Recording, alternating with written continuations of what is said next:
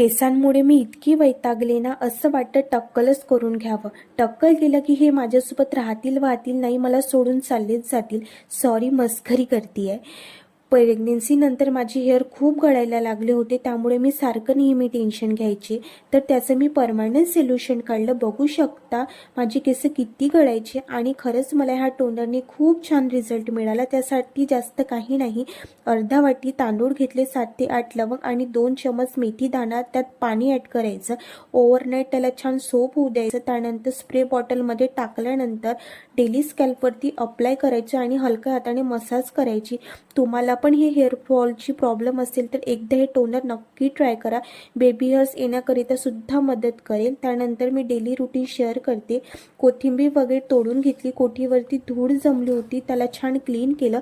बापरे, ह्या औषधी आहे की काय, औषधीचं दुकान. त्यातल्या काही औषधी एक्सपायर झाल्या होत्या, त्या डस्टबिनमध्ये टाकायच्या होत्या. पावसाचं तर मला काही समजतच नाही. अचानक इतक्या जोराचा पाऊस आला की टेरेसवरती माझे जितके पण कपडे होते ना, ते पूर्ण ओले झाले. जाऊ दे म्हटलं, आता काय करू शकते. वेदर्स खूप छान झालं होतं. मस्त कुरकुरीत कच्चा चिवडा बनवला आणि एन्जॉय केला. मॉर्निंगसाठी चणे भिजू टाकले आणि असा होता माझा आजचा दिवस. Thank you for watching. Bye bye.